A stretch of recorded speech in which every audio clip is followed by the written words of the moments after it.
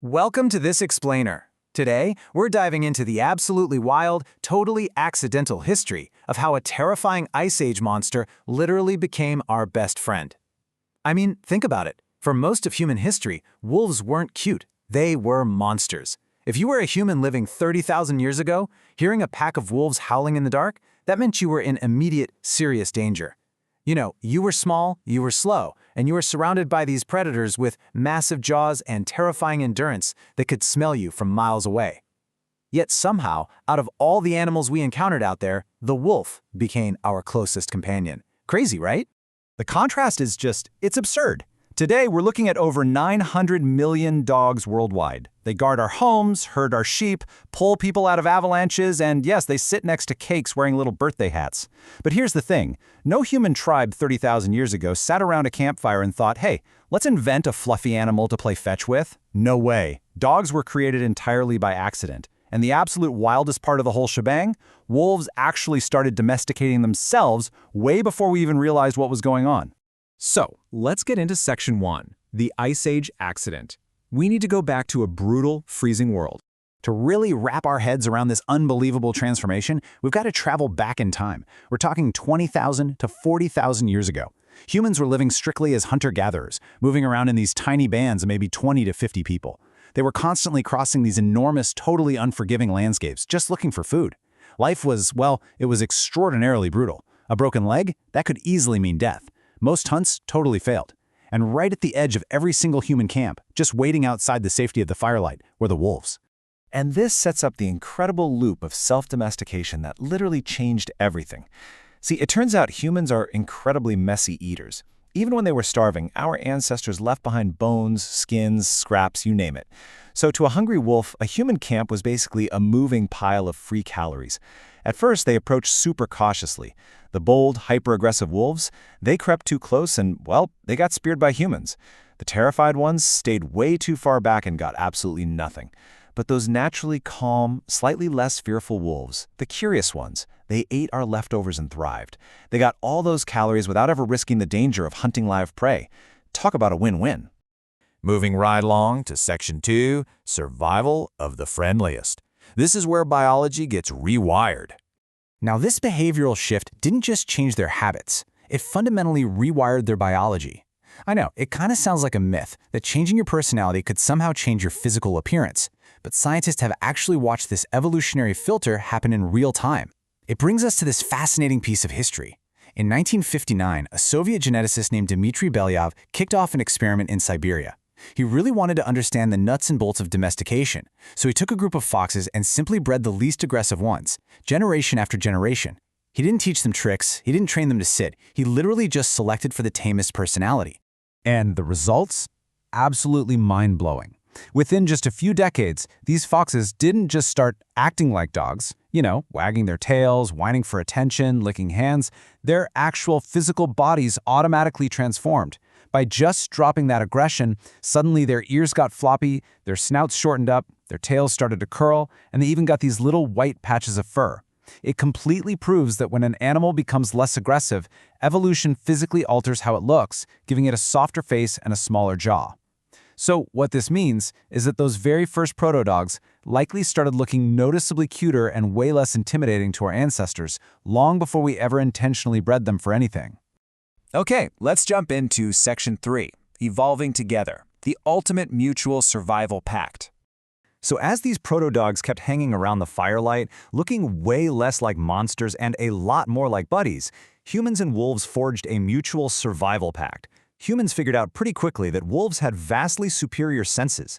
They could hear things we completely missed, smell predators from miles and miles away, and track prey like nobody's business. Having a wolf hang around your camp was basically having a living, breathing alarm system against bears or hostile strangers. This partnership was so incredibly powerful that it accelerated fast. In fact, dogs became the very first domesticated animal in all of human history. We're talking way before sheep, before goats, and thousands of years before the invention of agriculture, writing, or even metal tools. And you know what? The evolution didn't stop there. As our human lifestyle radically shifted with the invention of agriculture, we obviously started eating significantly more grains. Well, to stay right alongside us, our dogs biologically adapted too. Their digestive systems actually evolved to process a starch-heavy diet, which is something wild wolves really struggle to do. They were quite literally changing their internal biology just to keep up with human progress. But hey, this connection wasn't just about food. It became deeply psychological. It all boils down to oxytocin. That's the hormone deeply involved in the intense emotional bonding between parents and children. Astoundingly, when your dog stares at you lovingly today, it triggers a mutual oxytocin release in both of your brains. Evolution literally hacked our mammalian bonding systems. Wild wolves just do not naturally make this kind of prolonged, affectionate eye contact with humans. But dogs, they do. And it forged an emotional tie rooted deep within our biology. In fact, evolution even physically shaped their facial muscles for this exact purpose. Those famous puppy dog eyes? Yeah, those aren't an accident. Dogs developed unique muscles around their eyes specifically because early humans instinctively rewarded and cared for the animals that could emotionally connect with our human brains. We essentially molded their faces with our affection, favoring the dogs that looked expressive and vulnerable over the ones that looked, wild and stoic. Which brings us to Section 4, the drawbacks and the instincts. Let's look at the flip side. Now, as beautiful as this incredible journey from wild predator to modern pet definitely came with some severe costs. Our intentional meddling over the last 2 centuries hasn't always been great. We can see the tragic modern cost of extreme human breeding, right? Pugs that struggle for every single breath, Dachshunds developing agonizing spinal issues, and bulldogs that sometimes can't even give birth naturally. We kind of took away much of what made them robust wild animals. But, and this is super interesting, deep within every modern breed, ancient instincts from thousands of years ago are constantly surfacing. Have you ever seen your dog circle the living room rug before lying down? They are literally mirroring an ancient wolf flattening tall grass in the wild. It is absolutely wild to think about. When they twitch in their sleep or when they try to bury a squeaky toy in the couch cushions, that is the lingering shadow of a dangerous Ice Age predator peeking through. Because unlike other animals, dogs didn't just tolerate us the way cats do. They didn't just work for us the way horses do. They fully joined us. They left the entire wild behind to sleep right beside us in the freezing, terrifying dark of the ancient world. And finally, Section 5, the ancient bond. This is where we see a monumental shift. To truly grasp the profound depth of this partnership, we have to look at this unbelievable archaeological discovery out of Germany. Researchers uncovered a grave dating back 14,000 years. Inside, they found the remains of a man, a woman, and a dog that had been buried carefully and deliberately right beside them. But the most remarkable part isn't just the grave, it's the skeleton of the dog itself. Bone analysis actually showed it had suffered from a severe debilitating illness as a puppy, but it survived for weeks or possibly even months afterward. That means those early Ice Age humans who were literally struggling to survive in one of the harshest environments imaginable deliberately spent their own precious food, time, and energy nursing a sick, quote-unquote, useless animal back to health. This grave illustrates just a monumental shift for us. It perfectly captures the quote, that is not just usefulness anymore, that is attachment, friendship, maybe even love. At some specific, beautiful point in our shared history, that purely transactional relationship, trading leftover scraps for an early warning alarm system, it evolved. It blossomed into a profound, loving connection that permanently shaped the trajectory of both our species. We survived the harshness of the ancient world simply because we had each other. So there was no master plan. There was no grand human invention here.